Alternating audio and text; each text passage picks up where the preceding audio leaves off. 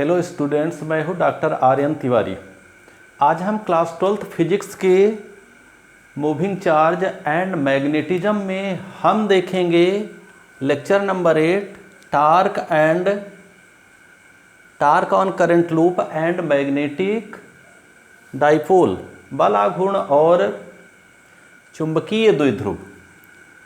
इसको जानने के पहले हम क्लास 11th में हमने टार्क पढ़ा है, बल आघूर्ण पढ़ा है, उस कॉन्सेप्ट को हम थोड़ा सा समझ लेते हैं। 11th में हमने पढ़ा था यदि कोई बॉडी है उसका हम दो पॉइंट ले लेते हैं ए और बी, इन दोनों पॉइंट पर इक्वल एंड अपोजिट, दोनों डिफरेंट पॉइंट पर इक्वल एंड अपोजिट फोर्स लगता है। जैसे ये एक फोर्स F लगा तो दूसरा फोर्स सेम अमाउंट में यहां पे बल लगा। ये मोस्टली डाउनवर्ड है, नीचे की ओर है, तो ये B पर जो लगा हुआ फोर्स है, बल है, वो अपोजिट है, ऊपर की ओर है। तो यहां पे आप देखेंगे F1 और F2 दोनों इक्वल और अपोजिट हैं। तो यदि हम इनका वेक्टर सम कर देते हैं, सदिश योग कर देते हैं F और F, तो इनका रिजल्टेंट 0 होगा, क्योंकि ये दूसरा वाला जो F है ये अपोजिट डायरेक्शन में है। सो इसका वेक्टर जो समेशन है, वेक्टर सम है, वो यहां पे 0 हो जाएगा। तो सदिश योग इसका 0 हुआ। लेकिन ये इस तरह का लगा हुआ जो फोर्स है, बल है, ये यहां पे टार्क प्रोड्यूस करेगा, इसमें रोटेटिंग इफेक्ट प्रोड्यूस करेगा, घूर्णन प्रभाव उत्पन्न करेगा। और उस घूर्णन प्रभाव को आप 11th में इस तरह से ड्रॉ करके, हमने इसको थीटा लिया था, और ड्रा करके यहाँ पे इस डिस्टेंस को सपोज दैट हम r ले लेते हैं, तो हमने tau equal to R F sine theta r vector form में tau equal to r cross f यहाँ पे प्रूव किया था। क्यों? क्योंकि यहाँ टार्क होता है। टार्क कैसे कैलकुलेट करते हैं? बल आघूर्ण कैसे कैलकुलेट करते हैं? बल आघूर्ण कैलकुलेट करने के लिए ये बल आघूर्ण लिखा हुआ है, तो बल आघूर्ण कैलकुलेट करने के लिए यहाँ पे आघूर्ण, यहाँ पे हम कोई एक फोर्स लेते हैं और मोमेंट आर्म लेते हैं, माने ये बल आघूर्ण होता है, बल गुणे आघूर्ण भुजा। तो हम यहां पर यही कॉन्सेप्ट बेसिकली यूज करके हम टार्क की गणना इसमें करंट लूप में करेंगे। बल आघूर्ण की गणना हम यहां पर धारावाही पास में हम यहां पर करेंगे। तो आपको एक ये फार्मूला याद रखना है, दूसरा ये कंडीशन याद रखना है, ये फार्मूला ऑलरेडी डिराइव हो जाएगा। और नेट फोर्स हम यहाँ पर भी आपको बताएंगे कि नेट फोर्स की यही सिचुएशन यहाँ पर भी डेवलप होगी। तो पहले हम यहाँ पे देखें कि करंट लूप पर, धारा लूप पर, धारा पास पर बल टार्क कैसे उत्पन्न होता है, क्यों उत्पन्न होता है। तो एक कॉन्सेप्ट तो आपको ये ध्यान रखना है जो हमने 11th में पढ़ा। प्लीज आप इसको टार्क को, चूंकि रोटेशनल मोशन में ये सब कुछ दिया हुआ है क्लास 11th के घूर्णी गति वाले चैप्टर में, तो इसको एक बार जरूर रिवाइज करें ताकि ये जो कॉन्सेप्ट पे हम बात करेंगे वो आपको क्लियरली समझ में आए। दूसरा पॉइंट आपको याद रखना है, इसको पढ़ने के पहले, हमने इसके पहले आपको बताया है force acting on current carrying conductor placed in a magnetic field. जब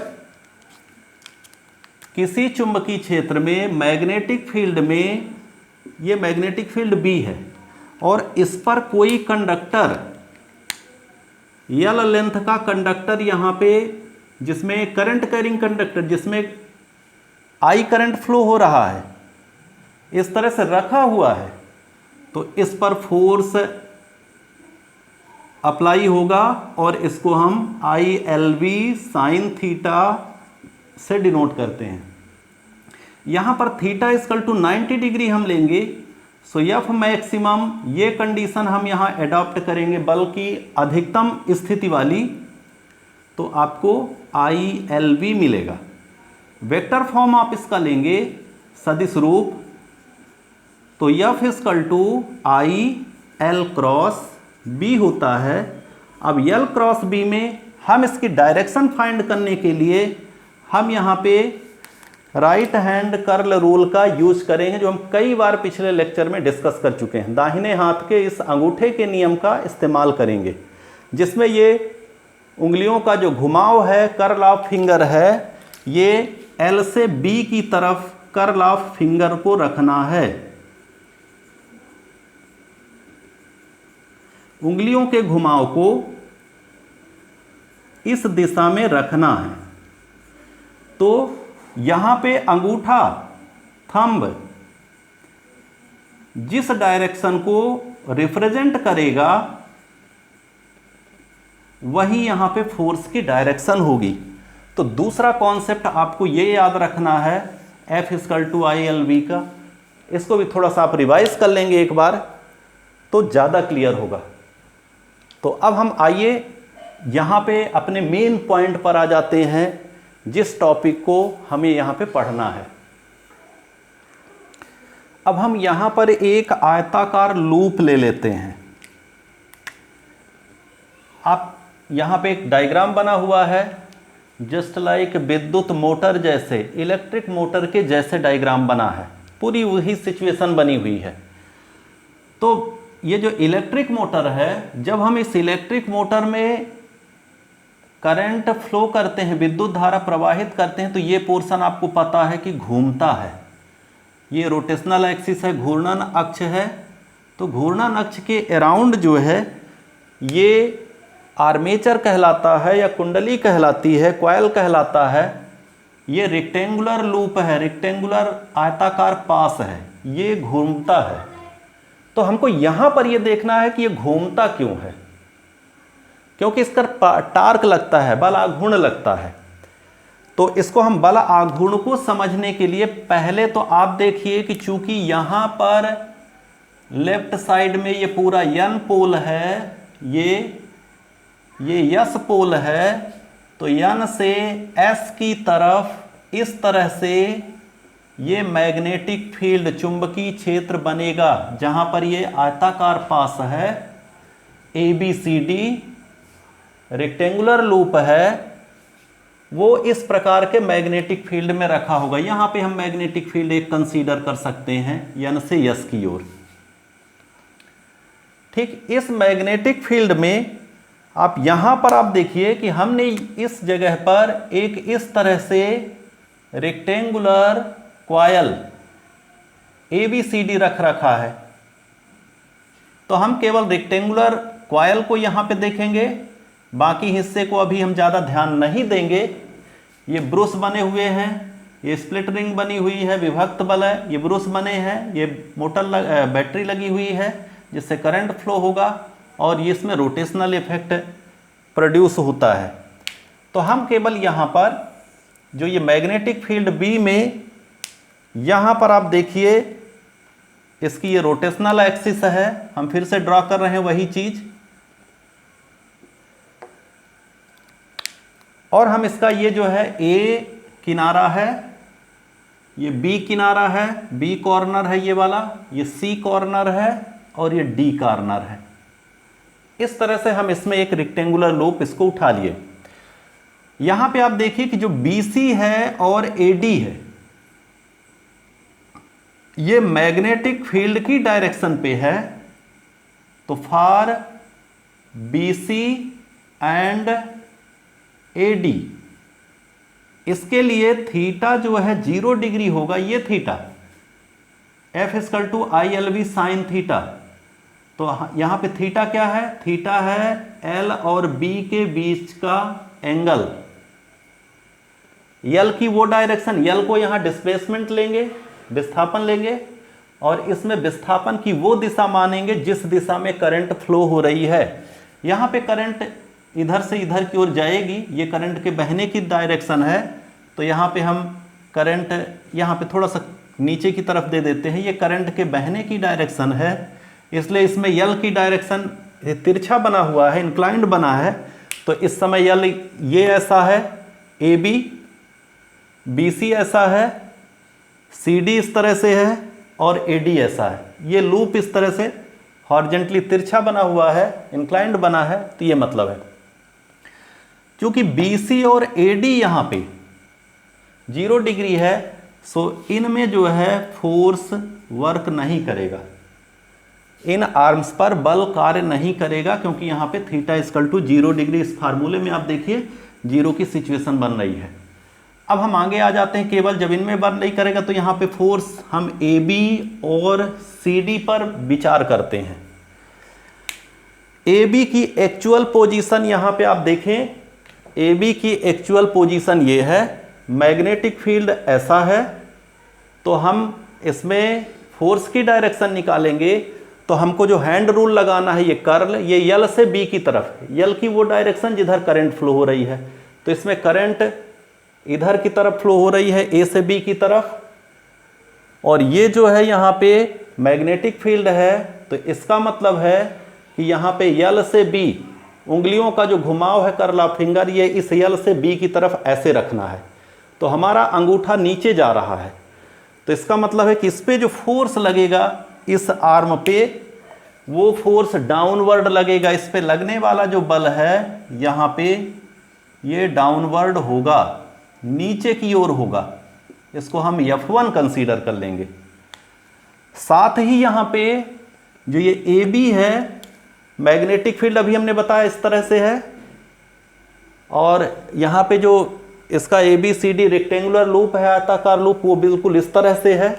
तो यहाँ पे इस सिचुएशन पर अभी हम इस तरह की कंडीशन अडॉप्ट कर रहे थे, ले रहे थे, तो आप यहाँ पे देख रहे हैं कि थीटा 90 डिग्री है, तो थीटा 90 डिग्री होने के कारण यहाँ पे F1 जो होगा वो आपको मिलेगा I L और B, बट यहाँ पे L के प्लेस पर आपको ये जो L लेना है, A से B तक की लेंथ, ये L यहाँ पे ये लेंथ स्मॉल b लेना है, क्योंकि यहाँ से A से B तक की लेंथ ये स्मॉल b होगी, सो हम यहाँ पे आई बी बी इस तरह से करेंगे। इतना ये F1 लगेगा नीचे की ओर, डाउनवर्ड, नीचे की ओर। सिमिलरली हम यहां पर CD आर्म पर, CD भुजा पर लगने वाले बल को कैलकुलेट करेंगे। तो हम यहाँ पे F2 लेंगे, इस भुजा पर लगने वाला बल, इसमें करंट इधर बह रही थी, तो CD भुजा पर करंट इधर होगी, सामने की तरफ, आपकी तरफ, और मैग्नेटिक फील्ड उसी तरह से है। तो यहाँ पे कर्ल ऑफ फिंगर यल इधर है, क्योंकि करंट इधर बह रही है, तो यल की डायरेक्शन ये है, और B की डायरेक्शन यहाँ पर इधर है। राइट हैंड रूल आप फिर से उसी तरह से यूज़ करेंगे, तो आपको यल मतलब इधर, यल से B की तरफ ये फिंगर लगाएंगे, अंगूठा ऊपर जाएगा, थंब की डायरेक्शन अपवर्ड होगी, इसलिए यहाँ पर भी वही सिचुएशन बनेगी, वही same current, same length, same magnetic field. So F2 equal to, but direction ये ऊपर की ओर होगा, अपवर्ड। तो इस तरह से यहाँ पे अपवर्ड फोर्स इस पर वर्क करेगा। यहाँ पर इसके पूरे पार्ट पे इस तरह से फोर्स F2 वर्क करेगा। बट यहाँ पर आप देखिए magnitude of F1 and F2, but F1 और F2 के जो परिमाण हैं वो सेम हैं, IB, परिमाण समान है, मैग्नीट्यूड सेम है, इसलिए हम इसको F कंसीडर कर लेंगे, क्योंकि परिमाण सेम है बट डायरेक्शन अपोजिट है। तो F हम इस तरह से कंसीडर करेंगे, आवश्यक नहीं है F1 F2 भी आप कंसीडर कर सकते हैं। अब हम इस पे लगाएंगे, इसका अब हम टार्क कैलकुलेट करने की कोशिश करेंगे। तो हमको यहां पे अब मोमेंट आर्म पता करना पड़ेगा। तो बल आघूर्ण मोमेंट आर्म फाइंड करने के लिए हम यहां पर ये 2 पॉइंट ले लेते हैं, इसको हम P मान लेते हैं और इसको हम Q मान लेते हैं। यहां पे P और Q को हम इस तरह से मिलाते हैं। तो आप यहां पे देखें P और Q जो है इस सिचुएशन पर, यहां पर P और Q, ये P पॉइंट है, यहां का पॉइंट P, और ये Q पॉइंट है, तो ये Q पॉइंट हो गया। इन दोनों पर यदि हम फोर्स देखें तो P पर फोर्स जो है यहां पे डाउनवर्ड है F1, Q पर फोर्स हमने जो डायरेक्शन लिया है ये F2 है। तो आप यहां इसका मिड पॉइंट यहां पे ये है, मिड पॉइंट, ये इसको यहां पे यम आपके बुक में रिप्रेजेंट किया है, ये मिड पॉइंट हम यहां पे यम ले लेते हैं, और ये लूप की डायरेक्शन होगी, लूप की दिशा होगी, ये बीच का बिंदु हो गया। तो यहीं से हम, अब आप देखें यहां से P से Q की लेंथ कितनी होगी, P से Q होगा यहां पे A, तो इतनी लेंथ हो जाएगी A/2, ये भी लंबाई A/2 हो जाएगी इस तरह से। तो रोटेटिंग इफेक्ट कितना होगा, यहां पे रोटेटिंग इफेक्ट टाउ देखेंगे तो टाउ इक्वल टू होता है, यदि हम टाउ को कैलकुलेट करें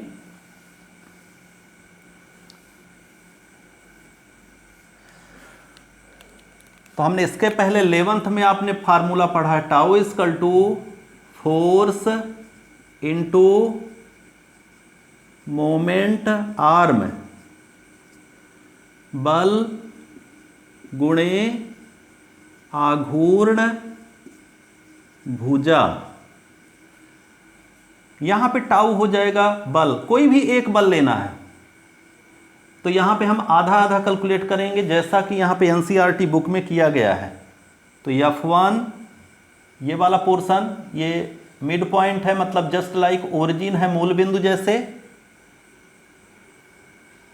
तो और घूर्णन अक्ष से लंबवत दूरी, आघूर्ण भुजा होती है perpendicular distance from rotational axis. आघूर्ण भुजा का मतलब होता है perpendicular distance from rotational axis, ये इसका मतलब होता है। यदि नहीं पता है तो आप ध्यान रखिए, घूर्णन अक्ष से लंबवत दूरी, ये आघूर्ण भुजा का मतलब है। तो हम, ये घूर्णन अक्ष यहां पर है, आप देखिए ये घूर्णन अक्ष बनी हुई है, जहां पे हमने ये O पॉइंट ले लिया, ये O पॉइंट है। तो घूर्णन अक्ष से इधर की दूरी A/2 हो गई, ये घूर्णन अक्ष है, क्योंकि यहां से घूर्णन अक्ष ये रेड कलर की जा रही है, लाल रंग की। तो इतने का इधर का आघूर्ण हो जाएगा tau equal to F1 A/2। इसका जो रोटेशन होगा, अब रोटेशन की डायरेक्शन देखिए, यहां पे रोटेशन सेम डायरेक्शन पे है, ये वाला हिस्सा नीचे की तरफ रोटेट करेगा, क्योंकि इसमें फोर्स नीचे लगा है। तो इधर जब नीचे रोटेट करेगा और ये वाला हिस्सा ऊपर रोटेट करेगा, तो आप यहां समझ सकते हैं कि रोटेशन की डायरेक्शन यहां पे सेम हो गई। ये इसका मिड पॉइंट हुआ। यदि हम इसमें फोर्स ऊपर लगाएंगे और इसमें फोर्स नीचे लगाएंगे तो ये इस तरह से रोटेट करेगा। तो रोटेशन की डायरेक्शन सेम है। इट मीन्स दैट टार्क की डायरेक्शन, घूर्णन की दिशा सेम है, समान है। तो टार्क, ये जो टार्क है, दोनों एक ही डायरेक्शन का होगा, या तो दोनों को पॉजिटिव लेंगे या तो दोनों को निगेटिव लेंगे। यहां पे हम एंटी क्लॉकवाइज ले रहे हैं, तो ये नॉर्मली पॉजिटिव डायरेक्शन है। तो ये लेफ्ट साइड का इतने का ये टार्क हुआ, आघूर्ण हुआ। ऐसे इधर का ले लेते हैं तो ये हो जाएगा F2 इंटू A/2। तो आप यहां पे देखें टाउ इक्वल टू F के प्लेस पे दोनों F यहां पे F1 हो, वो भी ILB है, IB कैपिटल बी, ये वैल्यू रखेंगे F1 की, यहाँ पे F1 के प्लेस पर a/2, F2 की भी यही वैल्यू रखेंगे क्योंकि यहाँ पे मैग्नीट्यूड रखा जाता है, परिमाण लिया जाता है बल का। ये भी IB हो जाएगा a/2, और इसको हम सॉल्व कर देंगे तो आपको टार्क या बल आघूर्ण यहाँ पे मिलेगा टाउ इक्वल टू IB, और कैपिटल B यहाँ पे कॉमन हो जाएगा, यहाँ पे a/2 प्लस a/2 पूरा a हो जाएगा। तो आगे हम इसको ऐसे लिख देते हैं, a और b को इकट्ठा लिख देते हैं, तो यहाँ पे b के साथ a हो गया, और फिर तो ऐसा इतना मिल जाएगा। यहाँ पे जो b और a आ रहा, तो b क्या है, इस रेक्टेंगुलर पास की b जो है ये लेंथ है, a क्या है, a इसकी विड्थ है, ये लंबाई हो गई और ये चौड़ाई हो गई। तो इस आयत का क्या आएगा, ये क्षेत्रफल हो गया। तो एरिया ऑफ ये लूप हुआ आयताकार पास का, पास माने घेरा का क्षेत्रफल हुआ। तो इस क्षेत्रफल को हम कैपिटल A से डिनोट करेंगे। तो यहां पे आपको टाउ मिलेगा IAB, इस तरह से टाउ इक्वल टू IAB यहां पे मिला, टाउ इक्वल टू IAB। यहां पर area A equal to small a into b है।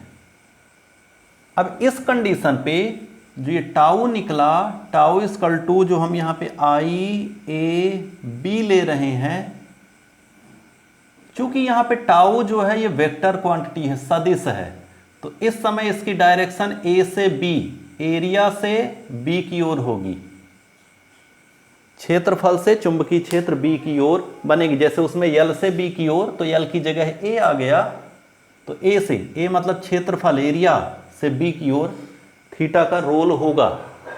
यहां पर ये जो सिचुएशन भी है, ये हमने इस इनिशियल सिचुएशन पर, प्रारंभिक स्थिति पर हमने यहां पे बात किया, जब ये चुंबकीय क्षेत्र हमारी तरफ इस तरह से बिल्कुल समांतर है, हमारी आंख के सामने इस तरह से, हमारी आंख की ओर, और ये लूप ठीक इस तरह से रखा हुआ है। ऐसी कंडीशन में ये जो क्षेत्रफल है, एरिया है लूप का, इसको हम लूप का कॉर्नर कंसीडर कर लें, मान लें ये किनारा जो है बुक का, इसको हम एक लूप मान लें, पास मान लें, तो इसका जो ये क्षेत्रफल है, इस क्षेत्रफल की डायरेक्शन इस समय ये होगी। एरिया की डायरेक्शन हमेशा ये होती है, क्षेत्रफल की दिशा उसके तल के लंबवत, परपेंडिकुलर टू प्लेन। इसीलिए यहाँ पे यम का एक रिप्रेजेंटेशन दिया गया था, प्लेन के परपेंडिकुलर, ये इसकी डायरेक्शन को रिप्रेजेंट करता है। अब आगे की सिचुएशन पर थोड़ा सा हम बात करें, क्योंकि ये फार्मूला हर कंडीशन पे एप्लीकेबल नहीं है, ये केवल इस कंडीशन के लिए है। जब यहाँ पे डाउनवर्ड फोर्स लगा, यहाँ पे अपवर्ड फोर्स लगा, तो निश्चित है कि ये ऐसे रोटेट करेगा। जब रोटेट करेगा तो इसकी जो ये लेंथ है, मोमेंट आर्म है, वो चेंज होगी। तब की कंडीशन के लिए फार्मूला को हम यहाँ पे अडॉप्ट करेंगे, अप्लाई करेंगे। तो यहाँ पर हम एक दूसरी सिचुएशन पर विचार करते हैं, इसके थोड़ा सा आगे नेक्स्ट सिचुएशन पर, अगली स्थिति पर। तो हम मान लेते हैं ये लूप है, ये थोड़ा सा इस तरह से, चूंकि इसमें डाउनवर्ड फोर्स लग रहा था नीचे की तरफ यहां पर F, और इस पे लग रहा था अपवर्ड फोर्स, जो हमने यहां पे रिप्रेजेंट किया है। इस फोर्स की वजह से ये लूप इस तरह से रोटेट हो गया, रोटेट होके ये कंडीशन आ गई, ये P पॉइंट है, इसका ये कॉर्नर P और ये Q, ये P यहां पे कहीं भी कंसीडर कर सकते हैं, Q कहीं भी। तो ये P सपोज दैट ये हो गया Q, क्योंकि जैसे जैसे आप रोटेट करेंगे इन दोनों के बीच की परपेंडिकुलर डिस्टेंस, ये फोर्स ऐसा है, इसमें फोर्स ऐसा है, ये डिक्रीज होगी। तो आप यहां पे देखिए, इसको यदि ये P है, ये Q है, P में फोर्स इस तरह से लगा हुआ है F1, Q में फोर्स इस तरफ से लगा हुआ है F2, और यहाँ पे मैग्नेटिक फील्ड जो चुंबकीय क्षेत्र है वो N से S की ओर है, ये मैग्नेटिक फील्ड B है। इस समय इस एरिया की जो डायरेक्शन है, ये सिचुएशन है इस तरह की, ये स्थिति है लूप की। इस समय यहाँ पर इस तरह से इसकी डायरेक्शन होगी, तो यहाँ पे जो डायरेक्शन होगी या तो हम इधर बना लें या इधर बना लें। सपोज दैट हम इधर बना लेते हैं। ये यम की डायरेक्शन है, यम मतलब डायरेक्शन ऑफ ए, क्षेत्रफल की दिशा, डायरेक्शन ऑफ ए यम है। तो इसका जो एंगल होगा यहाँ पे इस समय यम का बी से, वो एंगल हमको यहाँ पे लेना पड़ेगा। तो एम का जो एंगल है वो कहीं ना कहीं हम सपोज दैट यहाँ पे ये ले लेते हैं, क्योंकि यम रोटेट हो गया तो यहाँ पे थीटा हो गया। अब थीटा इस बार 90 डिग्री नहीं है, नॉट इक्वल टू 90 डिग्री, तो निश्चित है कि यहाँ पे टाउ की वैल्यू बदलेगी, चेंज होगी। अब हम यहाँ पे इस कंडीशन पे मोमेंट आर्म निकाल लेते हैं। मोमेंट आर्म निकालने के लिए it is a perpendicular distance from rotational axis. तो ये क्या है, हम पूरी डिस्टेंस ले लेते हैं। यहाँ पे जो हमने इसके पहले पूरा B लिया था, जैसे P से Q ये B है, P से Q B, this sorry small A, तो P से Q is a small a। तो आप यहां पर देखें, जब हम इस टाउ को कैलकुलेट करेंगे तो अब थीटा का रोल क्या होगा। यहां पर ये ज्योमेट्री से, त्रिकोणमिति से ये थीटा हट करके यहां आ जाएगा। यदि इस ट्रायंगल त्रिभुज के अंदर बनाएंगे तो थीटा यहां मिलेगा, क्योंकि जिन दो रेखाओं के बीच में कोण थीटा होता है उन्हीं की लंबवत रेखाओं के बीच में भी उतना ही कोण होता है। तो यहाँ पे जिन दो रेखाओं के बीच में थीटा बना है उन्हीं की दो लंबवत रेखाएं ये है, ये इसके लंबवत ये है और इसके लंबवत ये है, तो इसलिए थीटा यहाँ पे होगा। तो थीटा यहाँ पे ज्योमेट्री से हो जाएगा। तब हम यहाँ पे इस पॉइंट को R ले लेते हैं और ये हमारा कहलाएगा मोमेंट आर्म। तो मोमेंट आर्म PR हो जाएगा। यहां पे हम साइन थीटा यूज करेंगे ट्रायंगल में, तो in triangle sine theta perpendicular, तो एंगल के सामने का side perpendicular PR upon PQ हो जाएगा। तो PR जो है ये मोमेंट आर्म हुआ, तो PQ साइन थीटा, PQ कितना है, PQ है यहाँ पे स्मॉल a, तो स्मॉल a साइन थीटा हो जाएगा। तो हम यहाँ पे अब हम टाउ कैलकुलेट करेंगे। तो टाउ इक्वल टू, जो पीछे हमने फार्मूला लगाया था, यहाँ पे हम a/2 इकट्ठा लेके चल रहे हैं, इसमें अलग अलग नहीं कर रहे हैं। तो टाउ इक्वल टू, या इस तरह से कैलकुलेट करेंगे तो a/2 से ट्रायंगल बना के a की जगह पे a/2 करके दो पार्ट में करेंगे। तो टाउ यहाँ पे force into moment arm PR हो जाएगा। टाउ यहाँ पे फोर्स की जगह पे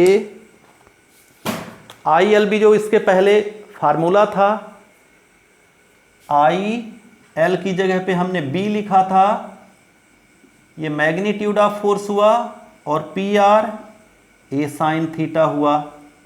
साइन थीटा इंक्लूड करना है, कैसे इंक्लूड करना है यहाँ पे क्लियर है। आप बिल्कुल वही रूट यूज करिए जैसे हमने यहाँ पे एक्सप्लेन किया था, दो पार्ट में करके, तो भी ये वही बात हुई।